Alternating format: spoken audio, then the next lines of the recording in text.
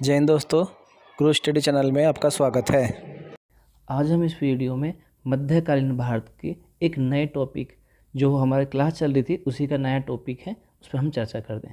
शुरू करने से पहले जो भी हमारे प्लेटफॉर्म पर नया आया है उससे अनुरोध है कि आप हमारे चैनल को सब्सक्राइब करें ताकि नई वीडियो आए आपका उसका नोटिफिकेशन आप तक पहुंच सके। चलिए शुरू करते हैं। देखिए, हमने पिछली क्लास में पूर्व मध्यकाल ही पढ़ा था, क्लास 1 हो चुकी थी, उसके आगे क्लास हम क्लास 2 में लेते हैं। चलिए शुरू करते हैं। राष्ट्रकूट या दक्कन 752 से 973 ईस्वी। राष्ट्रकूट का जो अर्थ है वो राष्ट्र का प्रमुख होता है। ये चालुक्यों के सामंत हुआ करते थे। जो राष्ट्रकूट थे किसके थे? ये चालुक्यों के सामंत थे और इन्होंने कहा अपने आप को राष्ट्रकूट, अर्थात कहने का मतलब ये होगा ये राष्ट्र के प्रमुख मानते थे अपने आप को। ठीक है। इन्होंने अपनी राजधानी के आगे सोलापुर के समीप मान्यखेत या मालखेड़ा को बनाई थी। राष्ट्रकूटों ने वेगी के पूर्वी चालुक्यों, कांची के पल्लवों और मदुरै के पांड्य शासकों के विरुद्ध निरंतर संघर्ष किया। कृष्ण तृतीय राष्ट्रकूट शासकों ने अंतिम महान शासक था।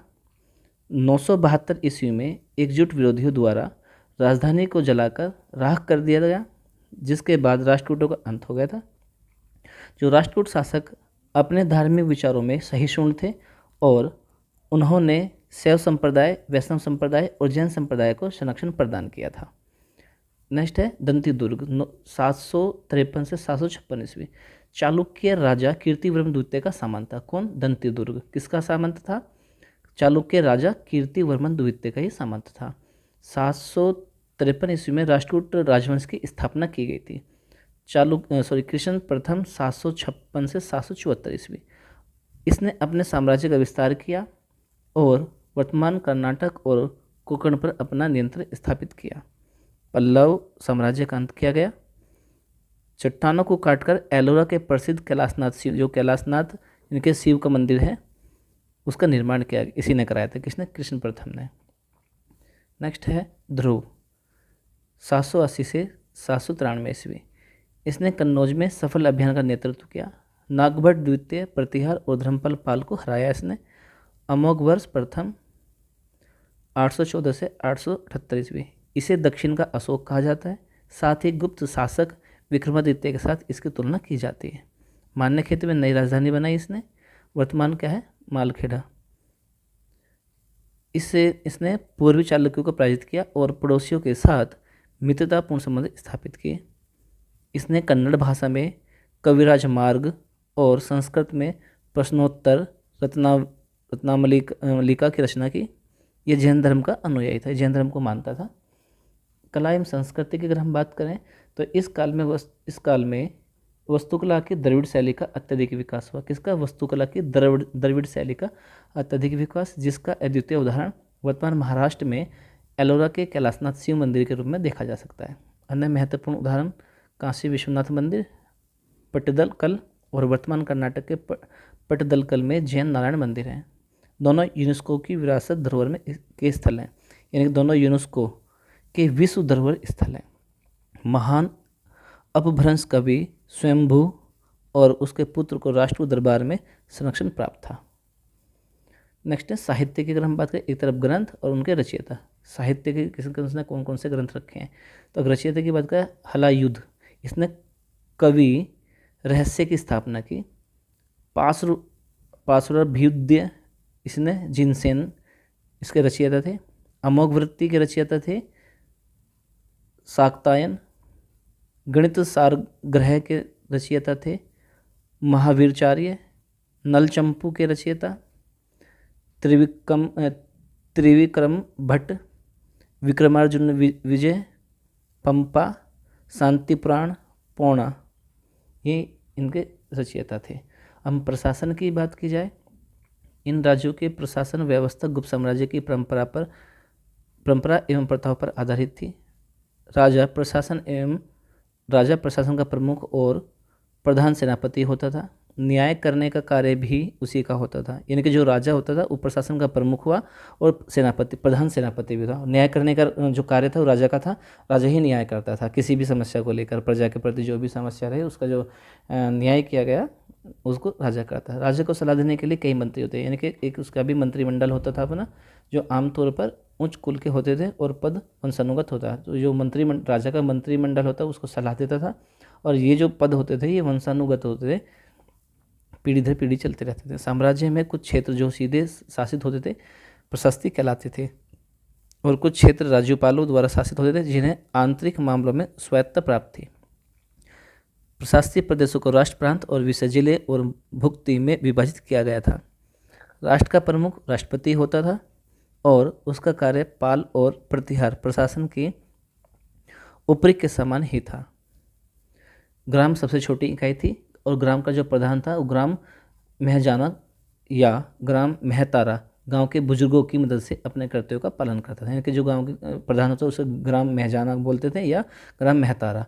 ये गांव के बुजुर्गों की मदद से बनता था और उनकी जो बुजुर्गों की एक टोली होती थी, उनमें से एक बड़ा प्रधान बनता था और वे कर्तव्यों का मदद से, बुजुर्गों की मदद से क्या है, कर्तव्यों का पालन करता था। विद्यालयों, जलाशयों, मंदिरों आदि का प्रबंधन करने के लिए ग्राम की समितियाँ होती थी। जो में समितियाँ क्या करती, विद्यालयों में जहाँ तालाब होते थे, मंदिरों, इनका प्रबंध करते थे, जो और इनकी एक छोटी छोटी समितियाँ होती थी। कस्बों और उनके आसपास के क्षेत्रों में कानून व्यवस्था की जिम्मेदारी कोस्तपाल या कोतवाल की होती थी। नाद, गौंड या देश ग्रामकुट वंशानुगत राजस्व अधिकारी होते थे। नेक्स्ट है दक्षिणी भारत की हम बात करें, जिसमें चालुक्य। तो चालुक्य की 3 प्रमुख शाखाएं थी, इनके 3 भागों में बांटा गया था। पहला बादामी वातापी के चालुक्य जो 550 से 750 ईस्वी तक रहा। इसका राष्ट्रकूटों के उदय होने से पतन हुआ। इनका राष्ट्रकूटों के उदय होने से पतन हो गया था। दूसरा कल्याणी के चालुक्य 950 से 1110 ईस्वी। इनका राष्ट्रकूटों के पतन के बाद उदय हुआ था। वेगी के पूर्वी चालुक्य 600 से 1200 ईस्वी। चलिए बात करते हैं कि बादामी वातापी के चालुक्य की। इन्होंने 6वीं शताब्दी के मध्य से 8वीं शताब्दी के मध्य तक दक्षिणापथ पर शासन किया। इस शाखा को पूर्वीकालीन पश्चिमी चालुक्य भी कहा जाता है। इस वंश का संस्थापक पुलकेशिन प्रथम ने कई अश्वमेध यज्ञ किए। इस वंश के एक महत्वपूर्ण शासक कीर्तिवन प्रथम 566 से 597 ईस्वी को वातापी का प्रथम निर्माता कहा जाता है। इसने सत्याश्रय, पृथ्वीवल्लभ जैसी उपाधि धारण की थी। चालुक्य वंश के शासकों में सर्वाधिक योग्य शक्तिशाली शासक पुलकेशिन द्वितीय था। इसके अहुल अभिलेख रवि कीर्ति द्वारा लिखित से चालुक्यों के बारे में जानकारी मिलती है। इस अभिलेख की भाषा संस्कृत लिपि ब्राह्मी थी। नेक्स्ट है कि पुलकेशिन द्वितीय ने अश्वमेध एवं वाजपेयी यज्ञ किए और परमेश्वर और सत्याश्रय की उपाधि धारण की। पुलकेशिन द्वितीय ने क्या किया, अश्वमेध एवं वाजपेयी यज्ञ किए थे और परमेश्वर और सत्याश्रय की उपाधि, ये 2 उपाधि उसने धारण की थी। पुलकेशिन द्वितीय ने कदम्बों की राजधानी वनवासी पर आक्रमण किया। किसने किया, कदम्बों की राजधानी वनवासी पर जो है आक्रमण कर दिया और उसे ध्वस्त कर दिया था। किसने, पुलकेशिन द्वितीय ने। पुलकेशिन द्वितीय की पल्लव शासक नरसिंह वर्मन प्रथम ने वातापी पर आक्रमण किया, उसकी हत्या कर दी थी। इसके बाद क्या हुआ कि नरसिंह वर्मन प्रथम ने वातापी कोंड की उपाधि धारण कर ली थी। किसके बाद, इसकी हत्या करने के बाद। पुलकेशिन द्वितीय की मृत्यु के बाद विक्रमादित्य प्रथम 655 से 681 ईस्वी शासक बना था। कौन, पुलकेशिन द्वितीय। विक्रमादित्य प्रथम के बाद, इसके बाद जो है विक्रमादित्य क्या बना, शासक बन गया था। चालुक्य वंश में सबसे अधिक समय तक शासन विजयादित्य यानी कि 696 से 733 ने किया था। विजयादित्य ने सबसे ज़्यादा समय पीरियड तक, अधिक समय तक इसने राज्य किया चालुक्य वंश में। इसने पट्टदकल के विशाल शिव मंदिर का निर्माण करवाया था। इसने जैन आचार्य को भी ग्राम दान में दिए थे। पट्टदकल का विरूपाक्ष मंदिर सबसे सुंदर तथा आकर्षण है। ये मंदिर विक्रमादित्य द्वितीय की बड़ी रानी लोक महादेवी ने बनवाया था।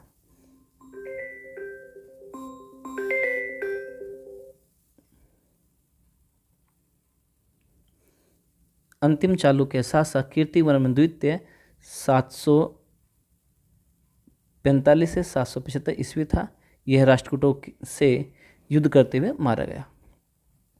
चालुक्य शासकों द्वारा अजंता के भित्ति चित्र यानी दीवारों में जो चित्र बने हुए थे पुलकेशिन द्वितीय की ईरानी राजदूत फारसी शाह परवेज खुसरो द्वितीय का स्वागत करते हुए दिखाया गया है। नेक्स्ट है कल्याणी के पश्चिमी चालुक्य। कल्याणी के चालुक्य वंश की स्वतंत्रता का जन्मदाता तैलव द्वितीय 973 से 997 ईस्वी था। तैलव द्वितीय के बारे में जानकारी मेरुतंकृत प्रबंध चिंतामणि से प्राप्त होती है। मेरुतुंगकृत प्रबंध चिंतामणि से प्राप्त होती है। तैलव द्वितीय के बाद सत्याश्रय 947 से 1008 ईस्वी शासक बना। इसके बाद सोमेश्वर प्रथम 1043 ईस्वी शासक बना। इसने अपनी राजधानी मानेखेत से कल्याणी में स्थानांतरित कर दी। सोमेश्वर प्रथम ने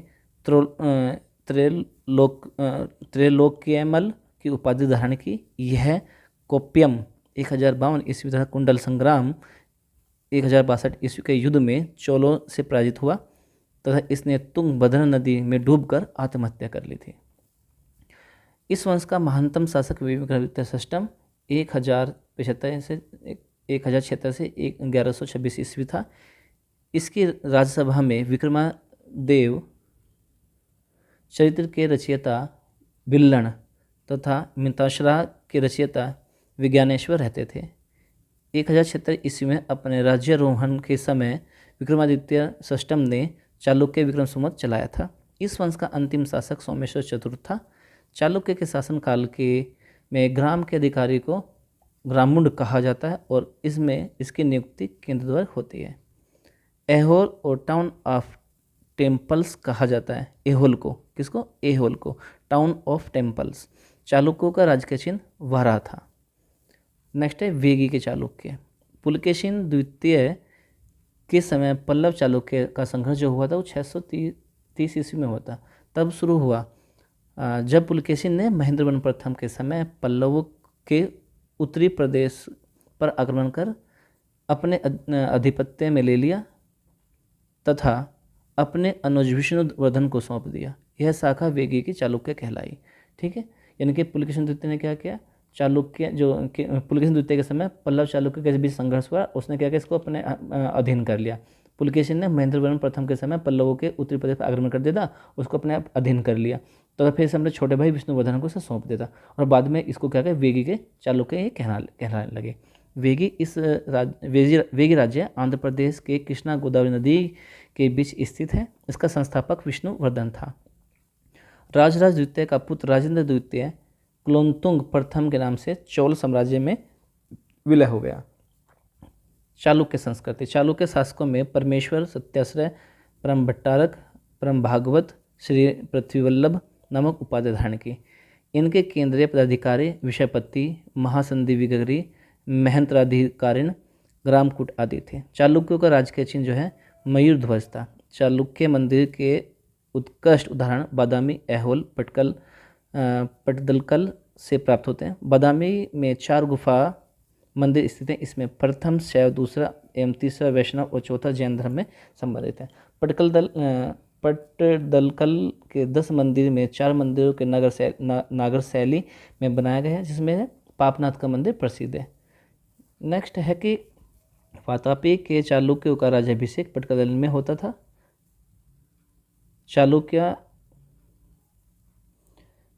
चालुक्य शासक काल में महिलाओं को उच्च पदों पर नियुक्त किया जाता था। जैसे दंडी महादेवी चालुक्य वंश की स्त्री शासिका थी, जबकि अक्का देवी प्रांतों की गवर्नर थी।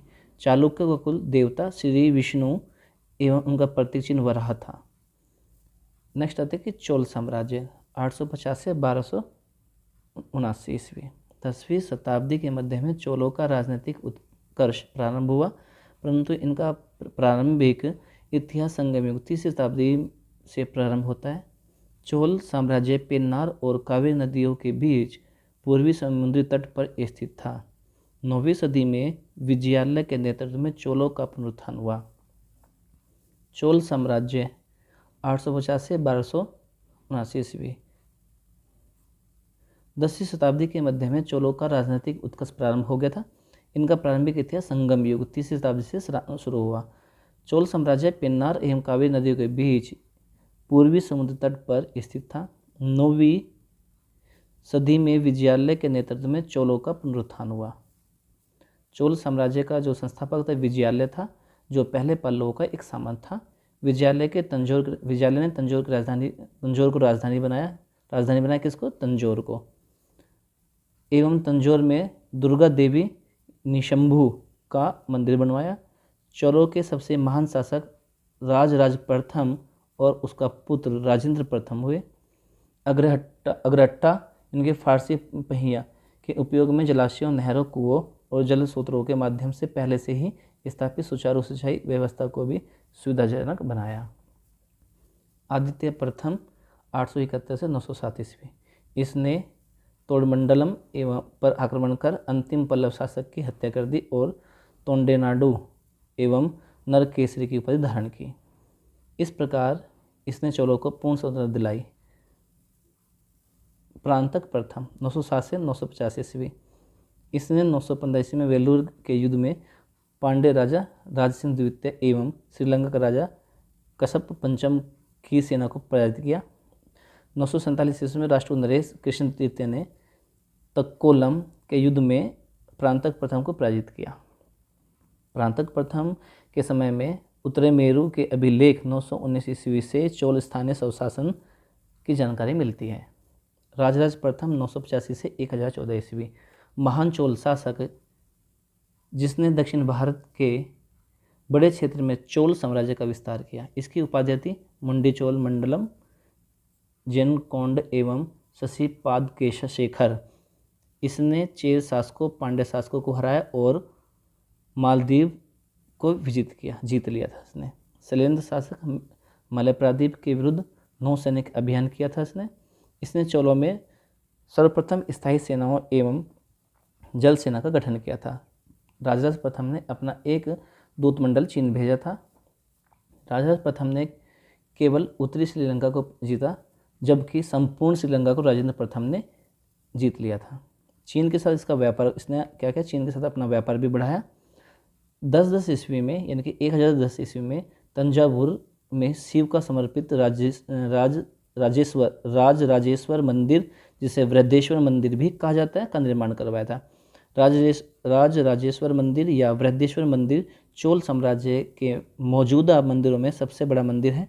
इसे वर्ष 1987 में यूनेस्को का विश्व विरासत स्थल के रूप में घोषित किया गया है। यह द्रविड़ वास्तुकला शैली पर उत्कृष्ट उदाहरण है। नई राजस्व प्रणाली विकसित की जिसमें भूमि का सर्वेक्षण करके राजस्व का आकलन किया गया, इसलिए इसे उलकुदय पेरुमल, धरती को नापने वाला की उपाधि दी जाती है। राजेंद्र प्रथम 1014 ईस्वी से 1044 ईस्वी, राजराज प्रथम का पुत्र जिसने श्रीलंका पर विजय प्राप्त की। स्मिथ में राजेंद्र प्रथम को दक्षिण का नेपोलियन कहा जाता था या कहा था। इसने चोल नौसेना को अत्यधिक मजबूत किया और बंगाल की खाड़ी को चोल झील में परिवर्तित कर दिया। इसने गंगेकोंड चोल की उपाधि धारण की और गंगकोंड चोलपुरम नामक नगर की स्थापना की। वह एक महान विद्वान भी था। इसने इसे पंडित चोल भी कहा जाता है। इसने स्थानीय स्वशासन की शुरुआत की। श्री विजय साम्राज्य पर चोल आक्रमण के दो उद्देश्य थे। पहला था व्यापारिक उद्देश्य और दूसरा था राजेंद्र अपने पिता राजराज द्वारा स्थापित औपनिवेशिक साम्राज्य का विस्तार करना चाहता था। राजेंद्र प्रथम के तिरुवलगाडु या तिरुवलगाडु राजेंद्र प्रथम के तिरुवलम गार्ड एवं करदाई अभिलेखों में उसकी उपलब्धियों की सबसे विश्वसनीय जानकारी प्राप्त होती है। आशा करता हूँ कि आपको ये वीडियो पसंद आई होगी। लाइक करें, शेयर करें, सब्सक्राइब करें। धन्यवाद। मिलते हैं इसके अगले पार्ट की ओर। तब तक के लिए जय हिंद, जय भारत।